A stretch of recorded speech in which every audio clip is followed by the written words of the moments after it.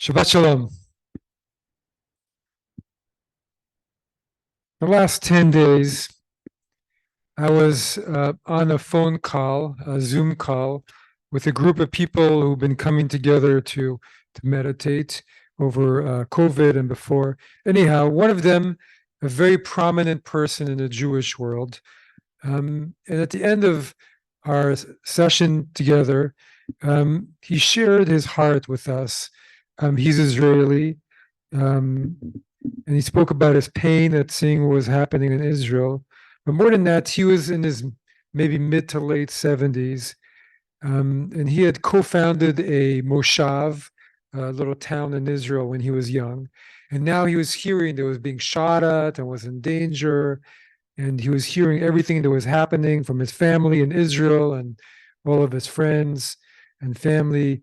And he had this powerful desire to go back and serve and help out.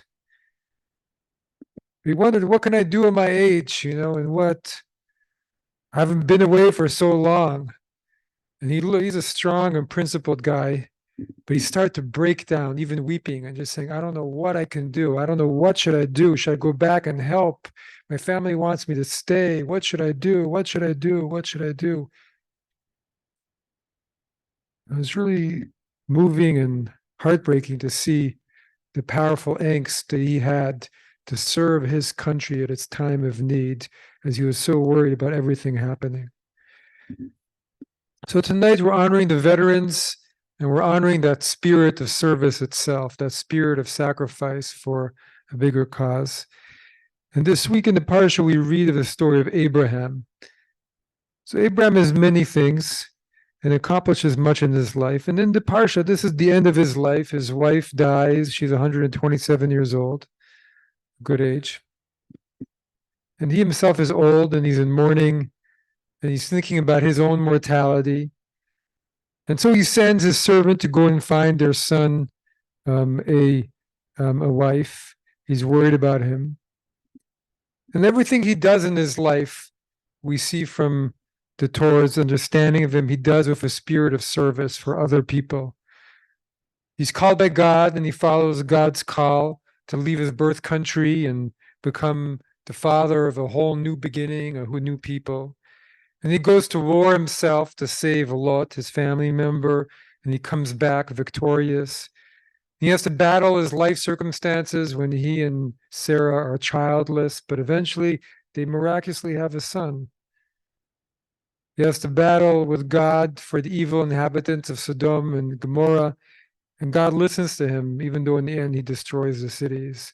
He has to battle with his own self when God commands him to sacrifice his son, but he gets stopped at the last moments. And at all these different times, as Abraham faces all these battles in his life, he has to always dig deeper and deeper to find the qualities needed to be in service for his family, for the people he cares about, find inner strength and courage. But every time his stature as a leader in his journey, he becomes greater. And at a certain point, he's no longer Abraham, he becomes Abraham. The Torah tells us to say, this is no longer the same person. His service has transformed him. The hay added to his name to show his stature, empowered by God as a father of nations.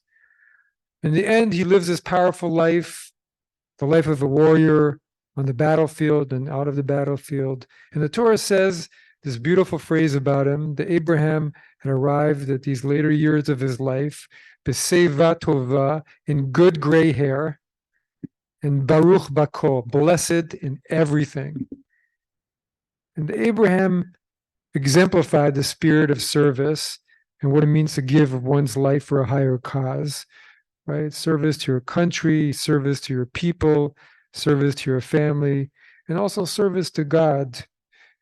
In some ways, the service that links them, and it's a high service, the highest service, because everything Abraham did was to try and honor ultimate goodness. And so we're taught that when the Torah said he was blessed in everything, it was also saying that God blessed him in everything, Bakol, blessed him to do everything with that spirit of service, because that's what gives our life meaning, an act of service to the divine. So this is our highest value in Judaism, to have that spirit of battle in all the battles of life in all its forms, and to give over our lives for a higher cause, to bring truth where there is falsehood, to bring healing where there is sickness, and peace where there is war, to rise to defend those who are attacked, and knowing that there we find our blessing.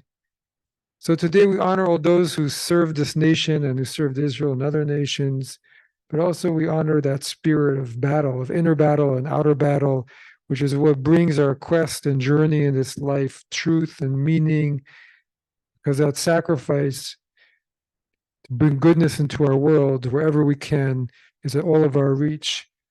We honor that part of the human being that desires to continue on with this battle, ultimately to bring wholeness and shalom, peace to our world. Shabbat shalom.